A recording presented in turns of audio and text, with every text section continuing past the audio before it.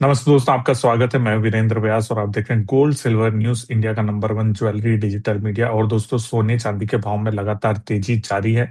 रोज नए रिकॉर्ड बन रहे हैं और अब तो सोना $5,500 के पार भी निकल चुका है। चांदी के भाव ने भी नया रिकॉर्ड बनाया। तो यहाँ से भाव आगे कैसे रह सकते हैं, लंबे समय में भाव कैसे रह सकते हैं, या क्या गिरावट आएगी? गिरावट आएगी तो आपको किन चीजों का ध्यान रखना है? इन सभी चीजों पर, इन सभी बातों पर चर्चा करने के लिए हमारे साथ ऑगमोंट से उनकी रिसर्च की हेड और गोल्ड में पीएचडी डॉक्टर रेनिसा चेनानी जी। नमस्ते रेनिसा जी। नमस्ते, thanks for inviting me.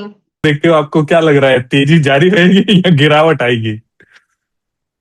I think जिस तरह से ये स्पेक्टेकुलर रैली आई है, यूफोरिक रैली आई है, काफी डायनामिक्स चेंज हो गए हैं मार्केट में। हम जो शॉर्ट टर्म की अभी बात कर ही नहीं सकते हैं, जो 10-15 हजार रुपए की मूवमेंट जो है उसके बारे में बात ही नहीं कर सकते, क्योंकि एक सिंगल डे में इतना मोमेंटम आ रहा है। गोल्ड ऑलरेडी 30% बढ़ चुका है इस साल। सिल्वर ऑलमोस्ट 60% बढ़ चुका है। जो ईयरली टारगेट्स थे वो ऑलमोस्ट एक ही महीने में अचीव हो चुके हैं। तो ये जो रैली आई है, इसके बाद ये एक्सपेक्टेड है कि एक प्रॉफिट बुकिंग और रिट्रेसमेंट जरूर आ सकता है, क्योंकि बहुत ही फास्ट रन अप आया है। And this is record ever कि इतना हिस्टोरिकली कभी इतनी रैली एक महीने में नहीं आई है जो हम अभी देख रहे हैं। यस, थोड़ा बहुत हम बेरिशनेस देख सकते हैं, प्रॉफिट बुकिंग देख सकते हैं, बट वो अगेन लॉन्ग टर्म के लिए एक बाइंग का पॉइंट रहेगा, एक ऐसा पॉइंट रहेगा जहां पे आप अक्यूमुलेट कर सकते हैं। मुझे लगता है लॉन्ग टर्म में अभी भी काफी जगह बाकी है अपसाइड में। अभी भी this rally has more steam to go higher, more legs to go higher. बहुत जगह यहाँ से बाकी है। तो मैम, अगर हम लॉन्ग टर्म की बात करें, शॉर्ट टर्म में तो हालांकि कल जो है शुक्रवार है, और शुक्रवार के दिन जो है कुछ ना कुछ बड़ी उठापटक जरूर होती है, जो हम एक्सपेक्ट भी करते हैं।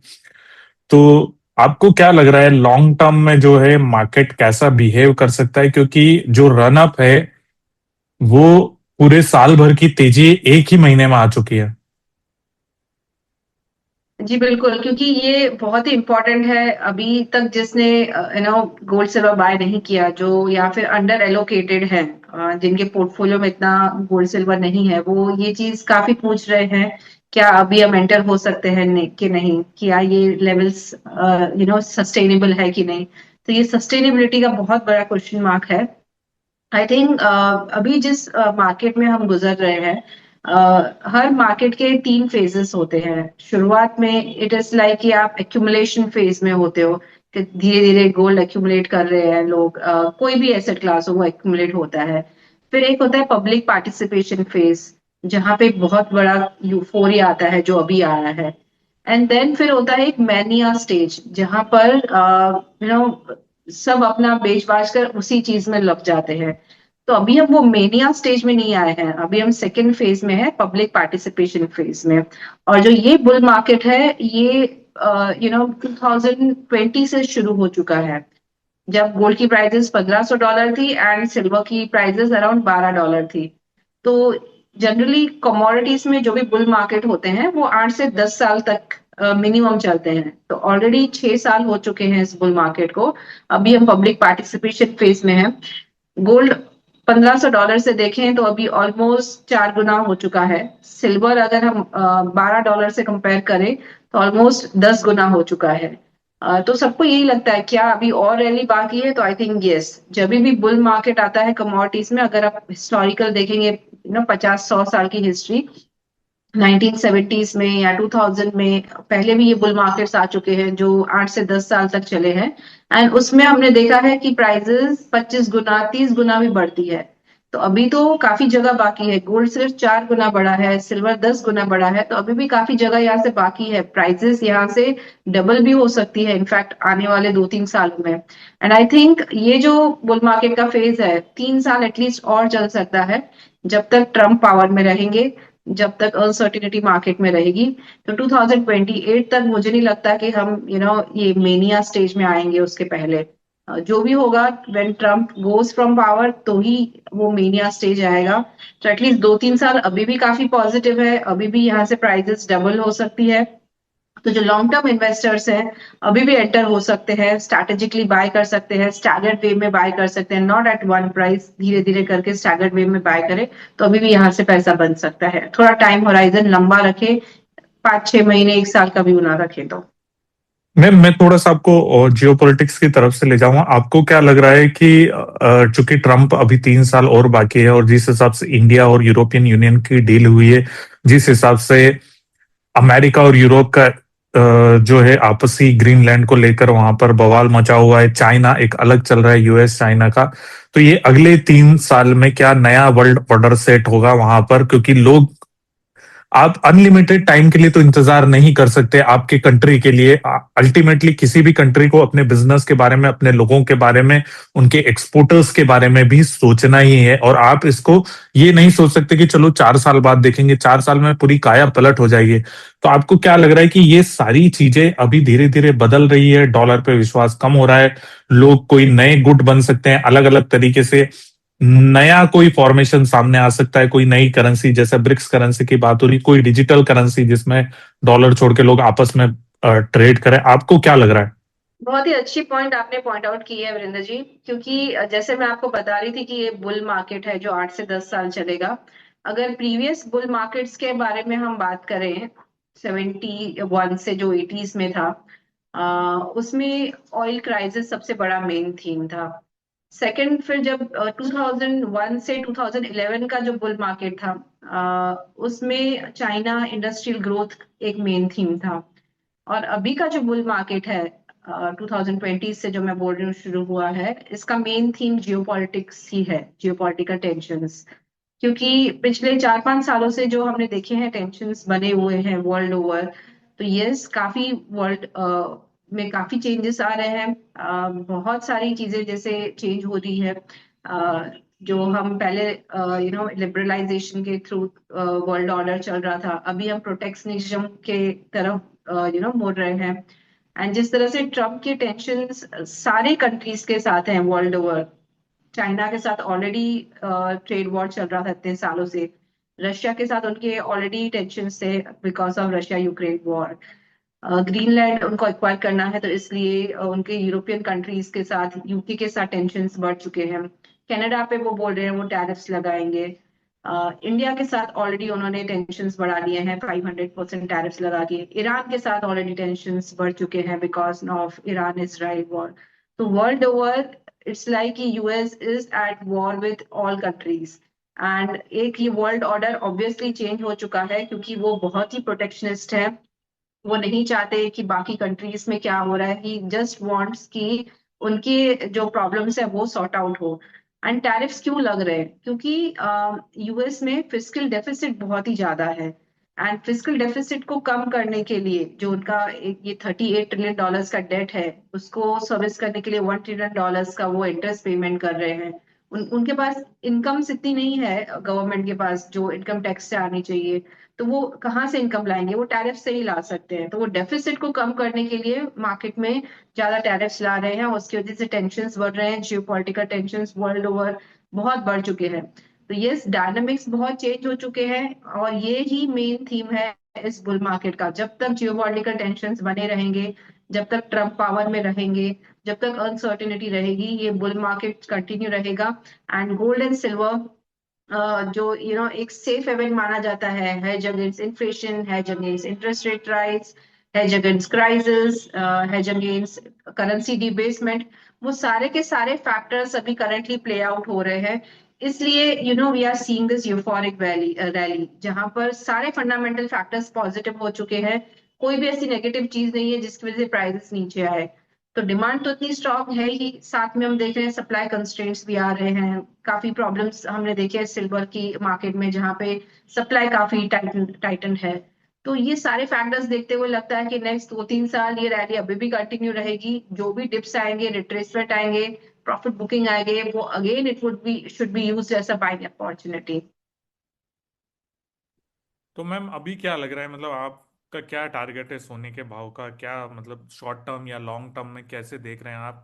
और चूंकि भाव जैसे आपने ही कहा कि $2,000 से यहाँ $5,500 पे हम $2,500 ऊपर है, लगभग दोगुने से भी ज्यादा पिछले 2 साल में।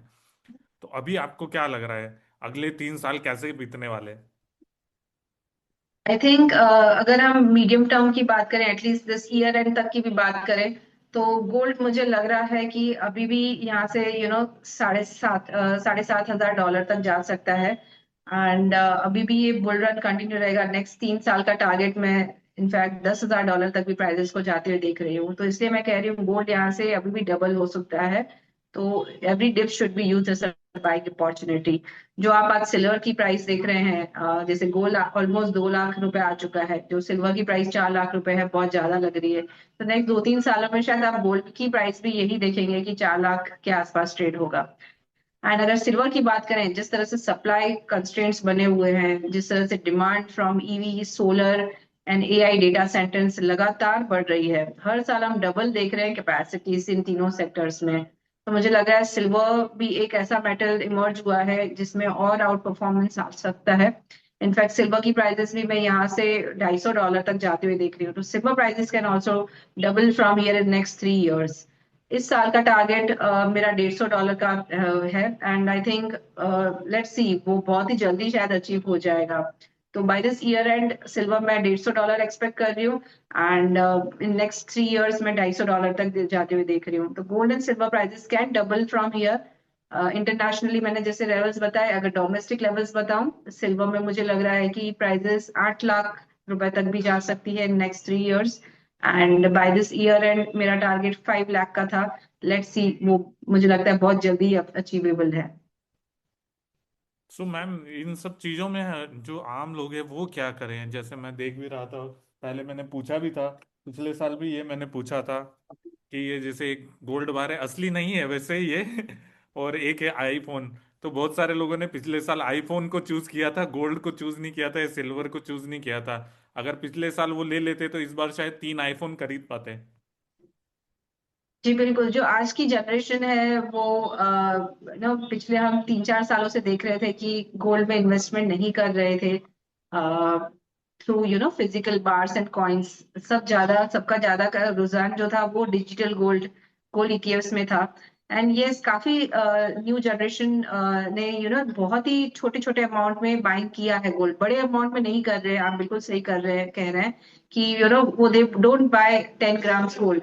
अगर उनके पास 2 लाख रुपए हैं तो वो गोल्ड बाय नहीं करेंगे, उसका आईफोन खरीदेंगे। बट यस, हमने देखा है कि जो न्यू जनरेशन है वो स्मॉलर अमाउंट में गोल्ड खरीदना पसंद कर रही है, बिकॉज उन्होंने भी देखा है कि रिटर्न्स काफी अच्छे हैं। गोल्ड ने इनफैक्ट आउट परफॉर्म किया है निफ्टी को भी। अभी गोल्ड के जो रिटर्न्स हैं, सीएजीआर रिटर्न्स 20-25 सालों के देखे, इट इज मोर देन 15%। तो it is out perform Nifty. तो आज की जनरेशन थोड़ी इस तरफ ज्यादा है कि वो थोड़ा थोड़ा अमाउंट ले रहे हैं, डिजिटल इन्वेस्टमेंट्स कर रहे हैं। बट दे नाउ अंडरस्टैंड कि काफी लेट हो चुका है एंड उनको अपना एलोकेशन बढ़ाना चाहिए। और मैं काफी टाइम से ये कहती आ रही हूँ, एटलीस्ट 20% अपना पोर्टफोलियो गोल्ड एंड सिल्वर में जरूर डालें। आपका रिस्क एडजस्टेड रिटर्न काफी अच्छा बनेगा। I have been recommending this from last 2 years. तो आप जो भी अंडर एलोकेटेड है, अभी भी जगह है, अभी भी प्राइसेस यहाँ से डबल हो सकती है नेक्स्ट 3 इयर्स में। So please put at least 20% of your portfolio in gold. जो कंजर्वेटिव हैं, जो थोड़े एग्रेसिव हैं, ज्यादा इन्वेस्टमेंट कर सकते हैं, they can go for 30% also. और गिरावट, जो करेक्शन का या गिरावट का या क्रैश का या बबल का इंतजार कर रहे, जो बहुत सारे लोगों में ये बातचीत भी चल रही है, आपको क्या लगता है नीचे में कहाँ तक आ सकते लेवल, या कौन से सपोर्ट बड़ी लेवल हो सकते हैं गोल्ड और सिल्वर के लिए? मुझे लग रहा है कि गोल्ड के लिए अभी जो इमीडिएट सपोर्ट लेवल है वो है $5,000 का। अ, और $5,200, जब तक प्राइजेस इसके ऊपर ट्रेड कर रही है तब तक ये बुल रन कंटिन्यू रहेगा। वो 5-10% का करेक्शन आ सकता है। अगर प्राइजेस $5,000 के नीचे सस्टेन होती है इन मीडियम टर्म, तो मुझे लगता है ये थोड़ा करेक्शन और बढ़ सकता है टूवर्ड्स 4,500 टू इवन 4,000। तो जब तक 5,000 के ऊपर है टेंशन नहीं है, रैली बढ़ती रहेगी, हर डिप्स पे बाय करो। थोड़ा 5,000 के नीचे आए तो बी कॉशियस एंड वेट कि ज्यादा करेक्शन आएगा फिर आप बाय करें। सिमिलरली सिल्वर में मुझे लगता है कि $100 is a very strong support. जब तक उसके ऊपर है तब तक हर डिप्स पे बाय करते रहे। 5-10% करेक्शन जरूर आएगा, $100 तक भी रुक सकता है।